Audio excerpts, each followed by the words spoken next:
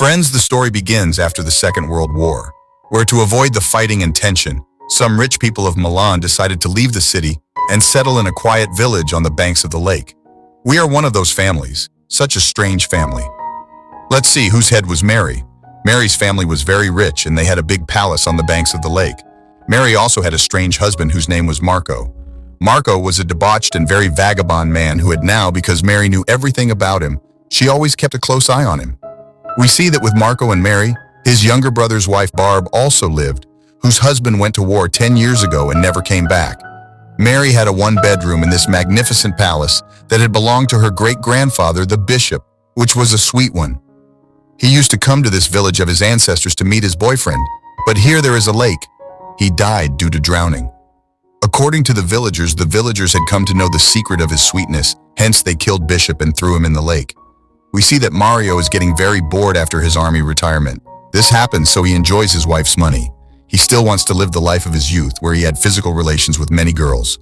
Also, we learn that Mario has a crush on Barb, and he can do anything to be intimate with her, but because of his wife's fear, he is unable to do so. In fact, Mario was still dependent on his wife for money. Hence, his wife Mary always kept him down. One day, Mario meets a boy named Marco who was about the same age as Barb.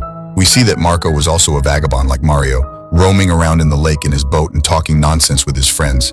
Apart from this, he had no other work. He always stayed in his boat. Now, because the nature of Mario and Marco was almost similar, hence a very good friendship developed between them, after which Mario invited him to his house for dinner. Then one night when everyone is sitting and having dinner, Marco understands that Mario has no place in this house and only Mary rules here. After this, everyone starts talking about Barbara's husband.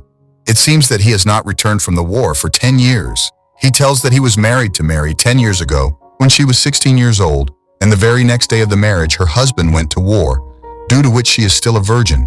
That's why Mary keeps a very close eye on Barbara and keeps her imprisoned inside a cage like a bird, whereas Marco could not see such a condition of Barbara, and he wanted to drive her away from here and take her somewhere far away, but so that he can be intimate with her. Then after dinner, Mario requests Marco to spend the night here and gives him the same room where Mary's uncle Bishop used to live. From that room, Marco can clearly see Barbara's room. Where he sees Barbara satisfying herself, he starts yearning even more to be intimate with her. But then the next morning he has to leave unwillingly. Then when Marco was leaving from there in his boat, Mario asks him to go with him to the lake, for which Marco also agrees. Then after wandering in the lake for a long time, Marco takes Mario to his girlfriend's house, where she also has a friend with whom Mario talks a lot. Tries to try the bar, after which they all enjoy being naked on the boat. Here we see that many years after leaving the army, there came a day in Mario's life where he enjoyed it openly, hence he talks about it.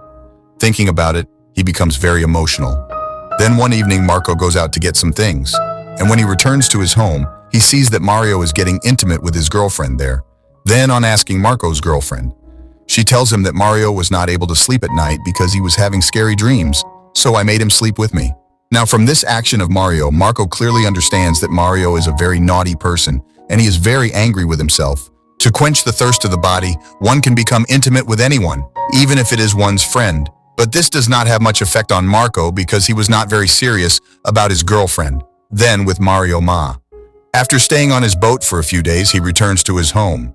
Now he had gone for a walk with Marco without informing his wife Mary, and after coming back he did not want to face his wife. So he was a little hesitant in going to his home. But some distance away from his house, he sees through binoculars that Mary's cousin has come there with his 2 young daughters. Now that Mario has found 2 more victims to quench his thirst, he immediately returns to his home. Later, he takes the 2 young girls out on the pretext of showing them his boat, after which he starts doing the same obscene acts with them. But then suddenly their father comes there and sees Mario doing the same. Now seeing him doing such things with his daughters, he abuses Mario a lot and leaves from there with his 2 daughters. At the same time, Marco was also present there and was watching Mario doing this. Then his family member, the gardener, tells Marco that Mario is a very down-and-out #1 guy, who sometimes even thinks about getting intimate with his daughter, but he has threatened to kill her if he ever hurts her. If he sees her, he will cut her into pieces with this same tree-chopping weapon. Then after getting insulted so much, Mario goes to meet Marco at night and tells him that he and Barb love each other very much, but because of his wife Mary. Now both of them are not able to be intimate with each other because Mario wanted to be intimate with Barb. So he requests Marco to let Barb come on his boat, and Marco to invite his girlfriend on the boat too.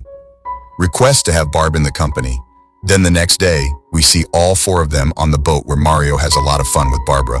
But in the meantime, we also see Barb and Marco, who are hinting at each other. They give a hint to the other, and when they get the chance, they both get intimate together. After this, Mario books a room in the hotel for himself and Barb, where he had full plans to get intimate with Maria today, while Marco is also on the boat. He's with his girlfriend, but he was not able to sleep, so he goes out on the streets of the city late at night. While roaming there, his eyes fall on a strange man who looks exactly like Mario to him, and the man is He is going somewhere fast on a bicycle, but Mario does not pay much attention to this. Then the next day, when everyone is having dinner in the restaurant, a police officer comes and gives a bad news to Mario, saying that his wife Marie has died in the lake. She died due to drowning, but looking at both of them, it seemed that they did not care much about Mary's death. After this, the police also starts investigating Mary's death, during which they find a letter in their hands which is Mario himself had written it for his wife, in which Mario had mentioned his love for Barbara, and perhaps due to this, Mary committed suicide due to this, after which the police closed the case by calling it a case of suicide. Days later, Mario and Barbara get married and both become busy in their married life, while Marco has also moved forward in his life, but now he had a breakup with his girlfriend. Then one day Marco goes to meet Marie and Barbara, goes to Marco's house where he learns that the relationship between Mario and Barb is not going very well. While Mario goes out for a while, Barbara tells Marco that she thinks that Mary did not commit suicide. Rather, it was Mario who killed him, but Marco says that he also thinks so, because that night he saw a man who looked exactly like Mario.